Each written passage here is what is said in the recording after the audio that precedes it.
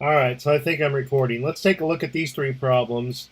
We want to evaluate these functions at these inputs, at these values in the domain. So in number 4, what do we have? Well, to evaluate this function at positive 3, the input in the parentheses here is the x-coordinate from the domain.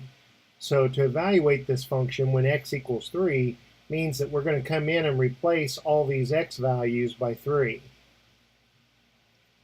with 3. And then we just have to be careful in doing the arithmetic that we don't make silly type of mistakes, especially with sign errors. Or at least that's how I normally make mistakes.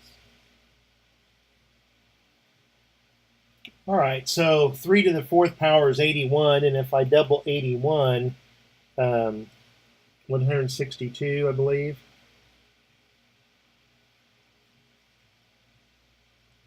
Uh, 3 squared is 9, 8 times 9, 72, plus 15, minus 7.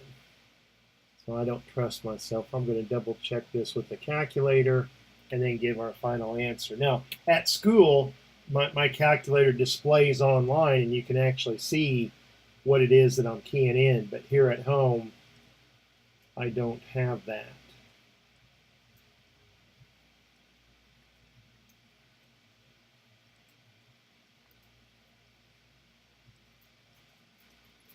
I'm getting 98 if I've keyed this in correctly, if I'm reading it right.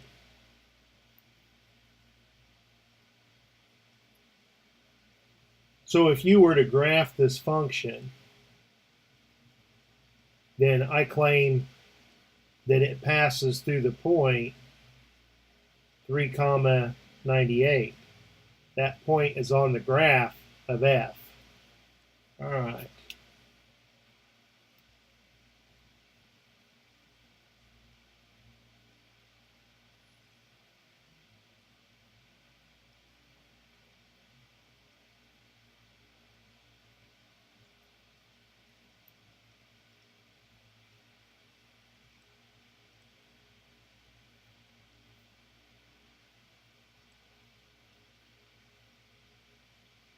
Let's come over to this next one.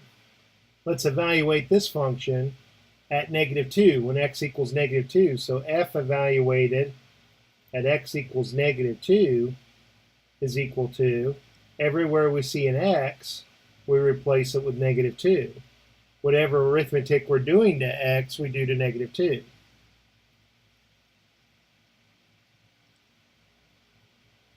So again, I just simply have to try to make sure that I don't make some type of arithmetic error. -2 squared is 4, but -3 times a positive 4 is -12.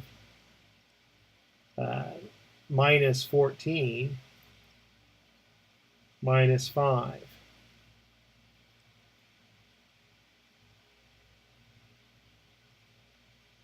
Is this -31? Let's double check that. I just simply don't trust myself.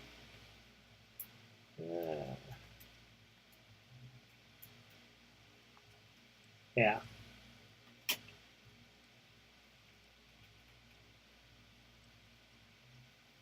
And the same comment. If you were to graph this, we know that the graph passes through the point -2 comma -31.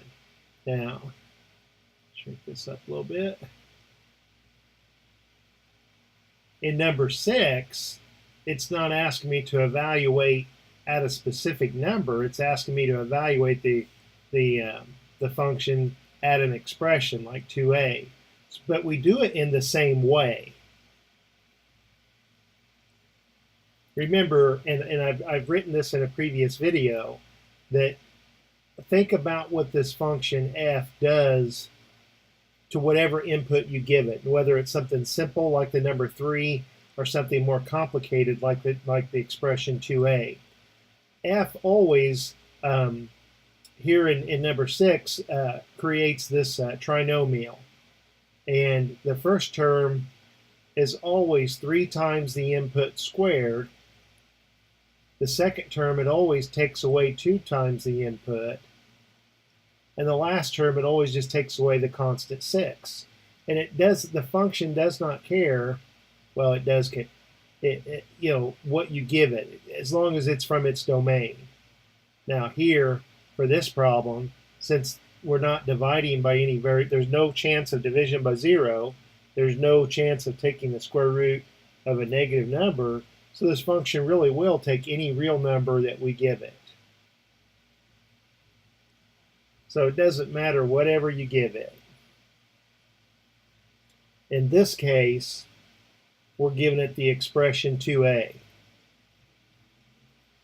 So what it's going to do is it's going to do all this arithmetic on this 2a. That's the input. That's what this function is working with. So in the first term, it takes 3 times the quantity 2a squared minus 2 times the quantity 2a, then minus 6. And it's very good at doing this. While I may make a mistake, it does not make a mistake.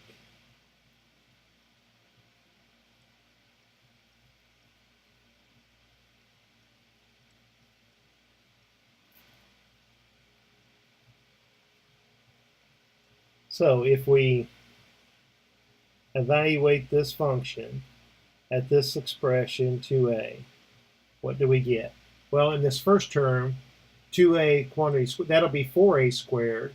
4 times 3 is 12, so this will be 12a squared. And then minus 4a minus 6. So as awkward as it seems, that this graph is passing through the point 2a comma 12a squared minus 4a minus 6.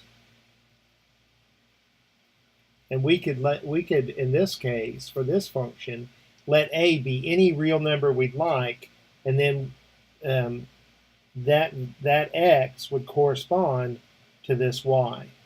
All right, so hey, I hope that helps. Ask any questions if you need to. Let me know if I've made some type of silly arithmetic. Sometimes I'll look at 3 times 4 and write 7 or something silly like that. I don't mean to, but I do it. All right, talk to you later. Bye.